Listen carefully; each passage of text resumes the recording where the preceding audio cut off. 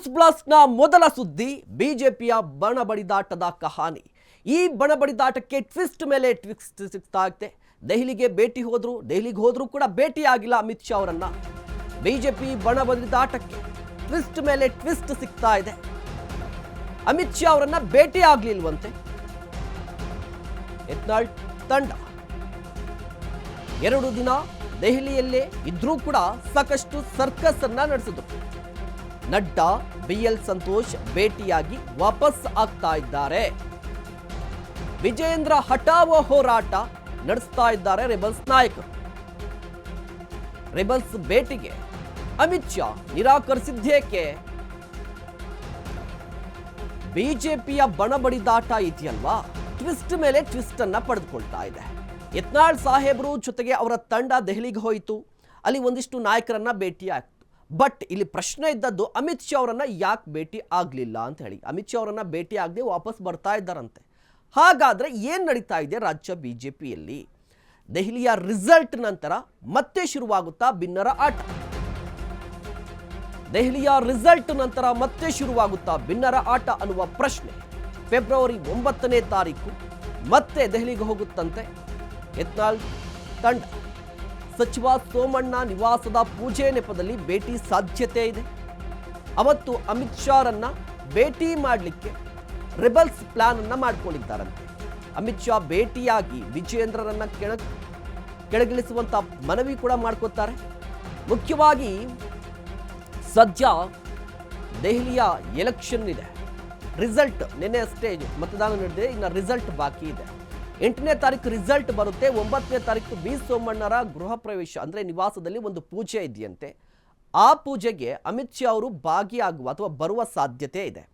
ಆ ಸಂದರ್ಭದಲ್ಲಿ ರಮೇಶ್ ಜಾರಕಿಹೊಳಿ ಅವರು, ಬಸನಗೌಡ ಪಾಟೀಲ್ ಯತ್ನಾಳ್ ಅವರು ಅಮಿತ್ ಶಾ ಅವರನ್ನ ಭೇಟಿ ಮಾಡುವ ಸಾಧ್ಯತೆ ದಟ್ಟವಾಗಿ ಕಾಣಿಸ್ತಾ ಇದೆ. ಅಂದರೆ ಈಗಾಗಲೇ ಯತ್ನಾಳ್ ಟೀಮ್ ಕಂಪ್ಲೀಟ್ ಆಗಿ ದೆಹಲಿಯಲ್ಲಿತ್ತು. JP ನಡ್ಡಾ ಅವರನ್ನ ಭೇಟಿಯಾಗಿದ್ದಾಯಿತು. ಅದೇ ರೀತಿಯಾಗಿ BL ಸಂತೋಷರನ್ನ ಭೇಟಿಯಾದ್ರು. ಆದರೂ ಕೂಡ ಅಮಿತ್ ಶಾ ಹಿಂದೇಟ್ ಯಾಕೆ? ವಿಜೇಂದ್ರರನ್ನ ಬದಲಿಸಲಿಕ್ಕೆ ಹಿಂದೇಟ್ ಹಾಕ್ತಿದ್ಯಾ ಬಿಜೆಪಿಯ ಹೈಕಮಾಂಡ್? ರಾಜ್ಯಾಧ್ಯಕ್ಷ ಸ್ಥಾನದಲ್ಲಿ ವಿಜೇಂದ್ರ ಮುಂದುವರಿತಾರಾ? ವಿಜೇಂದ್ರ ಮೇಲಿರುವ ಒಲವಿನಿಂದಲೇ ರೆಬಲ್ಸ್ ಭೇಟಿಗೆ ಅವಕಾಶವನ್ನು ಕೊಡ್ತಾ ಇಲ್ವಾ? ರಾಜ್ಯಾಧ್ಯಕ್ಷ ಬದಲಾವಣೆ ಇಲ್ಲ ಎಂಬ ಪರೋಕ್ಷ ಸಂದೇಶವನ್ನೇನಾದರೂ ವರಿಷ್ಠರು ಕೊಡ್ತಾ ಇದ್ದಾರಾ? ಫೆಬ್ರವರಿ 10ರವರೆಗೂ ಕೂಡ ಕಾದು ನೋಡುವ ತಂತ್ರಗಾರಿಕೆಗೆ ಯತ್ನಾಳ್ ಟೀಮ್ ಕೂಡ ಮುಂದಾಗಿದೆ. ಬೇಡಿಕೆ ಈಡೇರದಿದ್ರೆ ಹೈಕಮಾಂಡ್ ಮೇಲೂ ಕೂಡ ರೆಬಲ್ ಆಗುತ್ತಾ? ವಿಜೇಂದ್ರರನ್ನ ಬದಲಿಸಲಿಕ್ಕೆ ಯಾಕೆ ಹಿಂದೇಟು? ಯತ್ನಾಳ್ ಅವರು ಪದೇ ಪದೇ ದೂರ್ತಾ ಇದ್ದಾರೆ. ಪದೇ ಮನವಿಗಳು, ಪದೇ ಚಾರ್ಜ್ ಶೀಟ್ ಸಲ್ಲಿಕೆ, ಇಷ್ಟೆಲ್ಲ ಆದರೂ ಕೂಡ ಒಂದಿಷ್ಟು ಪ್ರಶ್ನೆಗಳು ಕಾಡ್ತಾ ಇರುವಂಥದ್ದು. ಏನಪ್ಪ ಅಂತ ಹೇಳಿದ್ರೆ, ವಿಜೇಂದ್ರರನ್ನ ಯಾಕೆ ರಾಜ್ಯಾಧ್ಯಕ್ಷ ಸ್ಥಾನದಿಂದ ಕೆಳಗಿಳಿಸ್ತಾ ಇಲ್ಲ ಅನ್ನುವ ಪ್ರಶ್ನೆ. ಜೊತೆಗೆ ಒಂದು ವೇಳೆ ಏನಾದರೂ ವಿಜೇಂದ್ರ ಅವರೇ ಮುಂದುವರಿತಾರಾ? ವಿಜೇಂದ್ರ ಅವರ ಮೇಲಿರುವಂತಹ ಒಲವಿನಿಂದಲೇ ರೆಬಲ್ಸ್ಗೆ ಟೈಮ್ ಕೊಡ್ತಾ ಇಲ್ವಾ ಅಮಿತ್ ಶಾ ಅವರು? ಈ ಮೂಲಕ ಪರೋಕ್ಷವಾಗಿ ಹೇಳ್ತಾ ಇದ್ದಾರಾ ರಾಜ್ಯಾಧ್ಯಕ್ಷರ ಬದಲಾವಣೆ ಇಲ್ಲ ಅಂತ ಹೇಳಿ? ಒಂದು ವೇಳೆ ಏನಾದರೂ ಹೈಕಮಾಂಡ್ ಇದೇ ರೀತಿಯಾಗಿ ನಡೆದುಕೊಂಡ್ರೆ ರೆಬಲ್ಸ್ ಟೀಮ್ ಏನು ಮಾಡುತ್ತೆ? ರೆಬಲ್ ಆಗುತ್ತಾ? ಅದು ಹೈಕಮಾಂಡ್ ಮೇಲೆ. ಹಾಗಾದ್ರೆ ಹೈಕಮಾಂಡ್ಗೆ ಕಾಡ್ತಾ ಇದೆಯಾ ಯಡಿಯೂರಪ್ಪನವರ ಭಯ? ಇಷ್ಟೆಲ್ಲ ಆಗ್ತಿದ್ರೂ ಕೂಡ ಸೈಲೆಂಟ್ ಆಗಿದ್ದಾರೆ BS ಯಡಿಯೂರಪ್ಪನವರು. ಮಗನ ವಿಚಾರದಲ್ಲಿ ದೊಡ್ಡ ಬೆಳವಣಿಗೆ ಆದ್ರೂ ಕೂಡ ಯಡಿಯೂರಪ್ಪ ಮಾತ್ರ ಸೈಲೆಂಟ್ ಆಗಿದ್ದಾರೆ.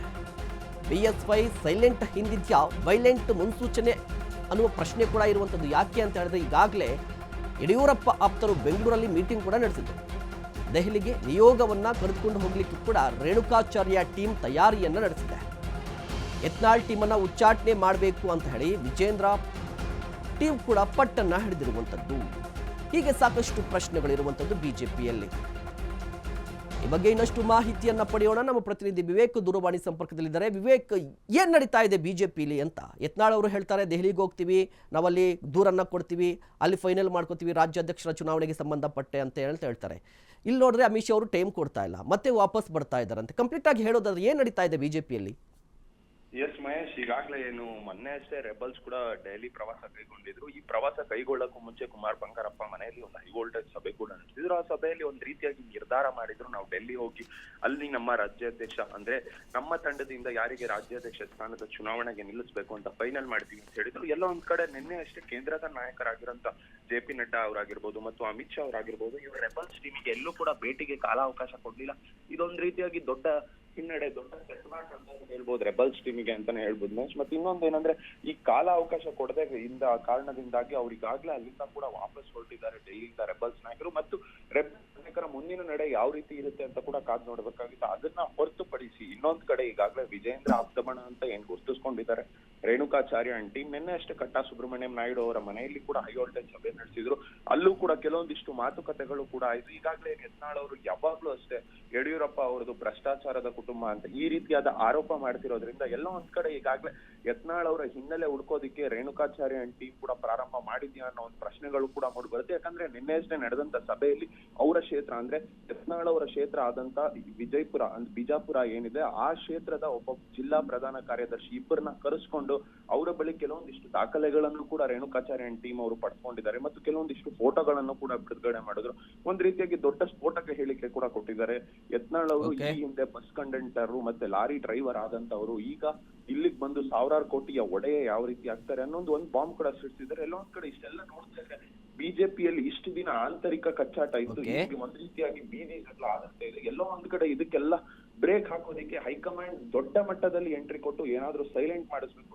ಇಲ್ಲದಿದ್ರೆ ಬಿಜೆಪಿಯಲ್ಲಿ ಮನೆ ಒಂದು ಮೂರು ಬಾಗಿಲು ಅನ್ನಂತೆ ಇದು ಕಂಟಿನ್ಯೂ ಆಗ್ತಾನೆ ಇರುತ್ತೆ ಅನ್ನೋ ಒಂದು ರೀತಿಯ ವಾತಾವರಣ ಕೂಡ ಸೃಷ್ಟಿಯಾಗಿದೆ ಮಹೇಶ್. ಧನ್ಯವಾದ ವಿವೇಕ್ ತಮ್ಮೆಲ್ಲ ಮಾಹಿತಿಗಾಗಿ.